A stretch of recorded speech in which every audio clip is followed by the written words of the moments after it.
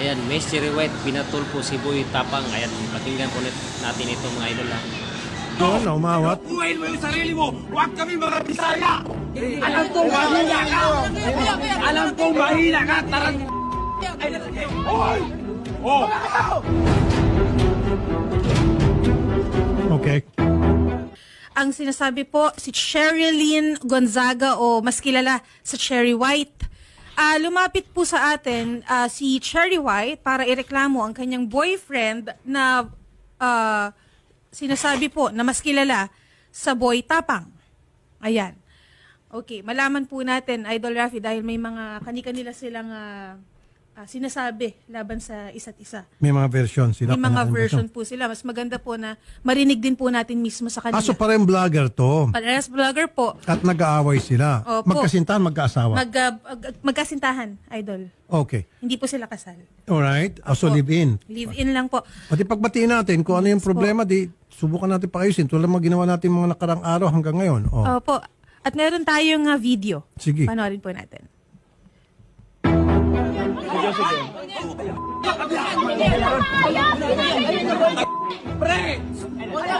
Yan po si Boy Tapang. Huwag mo kong May lukuhin security sarili guard mo! doon na umawat. Buhayin mo yung sarili mo! Huwag kami mga Bisaya! Alam kong mahina ka! Alam kong mahina ka! Tarang... Hoy! Oh! Okay. Tapos na? Sige, nandito ngayon si Ma'am Cherry White. And then mamaya, subukan natin tawagan si Boy Tapang. Ang ating purpose dito ay para mapag-ayos sila. Tulad ng nangyari kaninang kaso bago nito. Ayun.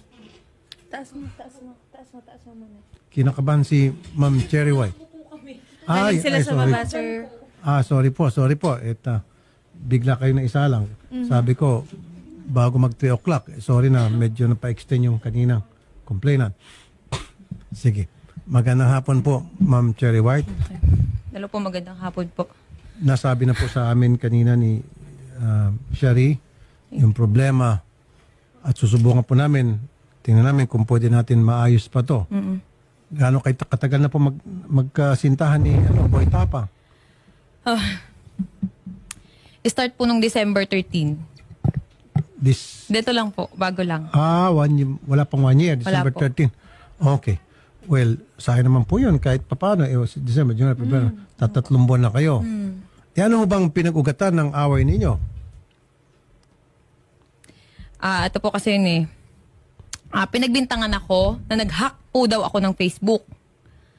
Nahinak ko daw po yung Facebook, which is nung isang gabi po, akala niya hinak ko yung Facebook niya, pero lahat po ng Facebook nag-log out.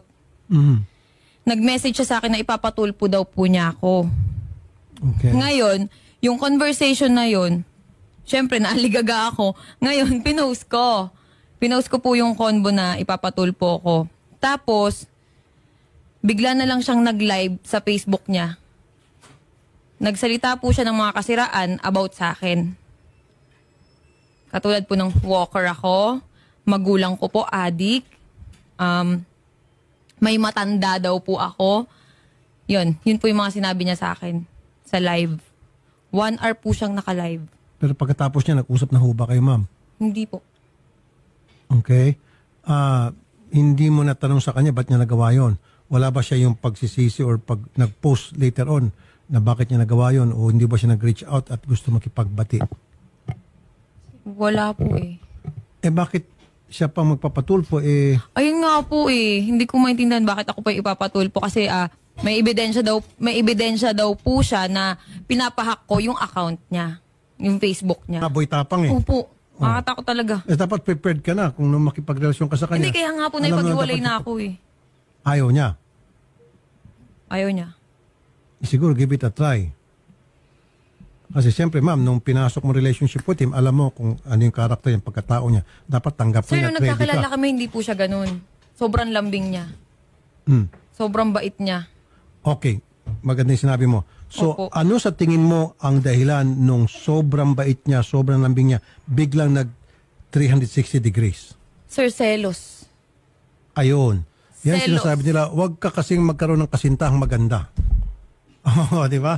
Kasi kung ikaw magkasintahang maganda, talagang marami kang problema dyan. Siyempre, Sir, natural. maganda. Hindi po daw ako maganda. Kasi sinasabi niya sa live, unggoy ka din. Tanggalin mo yung maskara mo. Pangit Kasi na. sir, ritoke daw po yung ilong ko. Wala namang masama kung ritoke. Doon sa mga mga selosa at seloso, wag na kayo magkasintahan ng gwapo at maganda para hindi na kayo magsiselos. Wala nang aligid-aligid. Di ba? So, nagsiselo siya. Baka naman may pagbasihan, ma'am, para maging fair. Baka naman may pagbasihan yung pagsiselos niya. Sir, ito nga pilit kong sinasabi noon sa social media, ilabas mo kung anong dahilan ng hiwalayan natin. Bakit hindi mo malabas? Kasi sir, ayoko magsalita Masisira siya. Hindi, pero ma'am, kasi wala siya rito. Subukan natin tawagan. Yung bang, okay, dati malambing siya. Sabi niya, sweet. Sobra. Para Siyempre, akong prinsesa. tama lang yon. Usually, ganun talaga pag naniligaw. Pag tumagal-tagal na, hindi naman lahat, medyo pa yung pagbabago. Pero, what led to it? Ano po yung mga nagawa mo sa tingin mo sa kanya na para naging ganun po yung kanyang pag-aasal na ngayon sa inyo? Kasi ganito po yan Nag-start yan pati dun sa May nagpa-picture sa akin sa Alcoy, sa Cebu. Nag-away po kasi kami that time. Lagi kami nag-aaway. Laging punto selos. Siyempre ako nagselos din ako. Pero yung pinagsiselosan ko nasa lugar. Okay. Nasa Ano tama. po yung sa totoo. Cebu? Yung sa Cebu, sir, ganito yan Meron din kasing lumabas sa video po na nakita ko. Pero hindi po siya yung sinaktan ko. Opo. Yung mga kaibigan niya. Sir, dinipensahan ko po kasi yung sarili ko. Bumaba ako dun sa resort, nakapanty ako, nagsiswimming po ako nun that time. Opo. Tapos, pag akyat ko, galit na galit siya. Sabi niya sa akin, hinawakan niya yung kamay ko agad. Nakaganyan ako, sir. Hinawakan niya po yung kamay ko, tapos yung kaibigan niya, 4 na lalaki. Habang hawak niya ako, naka-video sila. Nasa kalsada po kami, may video ako. Nasa kalsada sila, nakipag-sex ka doon? Ginaganyan na ako, nakipag-sex ka dyan sa baba? Anong ginawa mo dyan? Sabi ko, mga followers, nagpa-picture sa akin, anong masama? Doon na siya na-trigger. Nagselo siya, yun. So, may Galit na nagpa-picture galit sa yung mga followers, pinagselosan niya po yun. Opo, yung mga taga Cebu. Doon po sa lugar na yun. Natural lang po sa ating mga vloggers, maging siguro sa kanya, pag may nakikita mga followers nagpapapicture, hindi niya po naunawaan yun. Bakit wala ho ba nagpapapicture sa kanya? Madami din po. At ikaw, nagsiselos ka ba pag may nagpapicture sa kanya? Hindi po. Normal po yun pag may nagpa-picture. Kaso kasi yung point po na yun, naghiwalay na naman kami. Yung mga nagpa-picture sa akin, pinatagay ako. Dun sa may resort. Kaya kaya sabi ko, daanin, hindi po ako sumagot sa sa Facebook. Gusto ko daanin na lang namin sa Okay. Kasi ma'am, ito, kung talagang hindi kayo magpag-ayos at lumalato, kung yun po yung naitabi nyo o na screenshot nyo, yung mga pananalita na hindi totoo, pwede huma-cyber libel natin. Kung sino man yung gusto nyo, may kagagawa niyan. Lalo yung sinasabi na ikaw ay walker, ikaw ay ganito, ganon, na below the belt po yun. Saka po yung nanay ko, tsaka yung tatay ko, sinabihan niya ng adik. Yun po, pwede natin makasuhan ng cyber libel mga yon. Nandiyan ho na-preserve nyo yung mga post na yon. Hawak nyo pa po. Opo, may video. Sinend ko na po. Pwede ho kayo mag-cyber libel kung tutuusin. Pero habang maaari sana maiwasan natin, mapagbati namin kayo. Hindi po mangyayari yun. Kilala ko yun Okay? So, at least kayo po yung nakapagsalita na sa amin. Pag siya'y pumunta rito, alam na namin kung anong gagawin. Siya nga pala, kanina pala, malala ko, yung lawyer po ni Boy Tapang gusto ata makipag-usap off-air. So, willing ho ba kayo pagkatapos nito, pag-usapin naman kayo off-air? Sige Meron po. atang gusto sabihin yung lawyer. Siyempre, yung lawyer siguro, alam niya na pwede ka mag-cyber libel doon sa mga sinasabi mo.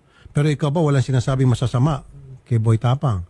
Nagmura po ako kasi away namin yun Nagmura po ako dun sa sa bahay ni Hindi, record. pero yung bang pinost nyo po na may sinabi kayong mga libelous, yung mga Ay, wala po. malisyosong mga panalita, wala. Walang cyber libel. Kasi sa alam inyo. ko po yung mangyayari. Kaya hindi po ako sumagot. Pero yung mga tao pong nagsalita ng mga hindi maganda laban sa inyo, paninirampuri, yun po, pwede tayo mag-cyber libel. Tutulong po kami. Okay? Sige po. Si Boy Tapang daw, mamaya na lang daw magsalita. May Actually, sir, panawagan. may post po siya sa Facebook 20 minutes ago kanina po.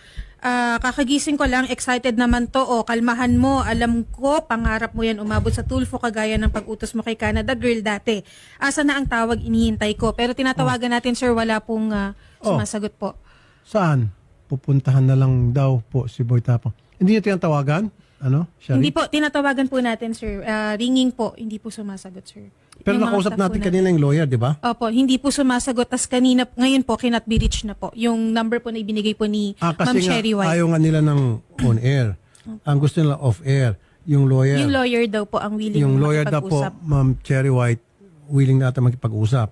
So mas maganda kung lawyer, alam niya na anong pwede mangyari base doon sa mga sinabi mo na mga post. Actually, Sir Rapi, meron din po akong lawyer. Pwede din po siyang, yun din yung makipag-usap. Lawyer to lawyer. Opo. Patay na, mukhang tumitindi na to. Habang maaari sana, kayong dalawa lang. Hindi po. Mas mabilis masolve yun kung kayong dalawa lang. Hindi Kasi na po pag lawyer kaya to lawyer, medyo ibang level na Napahiya yun. na po kasi ako sa social media eh. Wala nang Nadama yung anak ko eh. Wala nang pag-asa na magkabalikan Wala po kayo. Sa camera. Mensahe niyo po sa kanya. Wala. Good luck. Yun lang. Good luck. Good luck sa'yo. Good luck sa atin. Yun lang po. Yun lang po. Siya yung subukan natin na on air. So lawyer mo, lawyer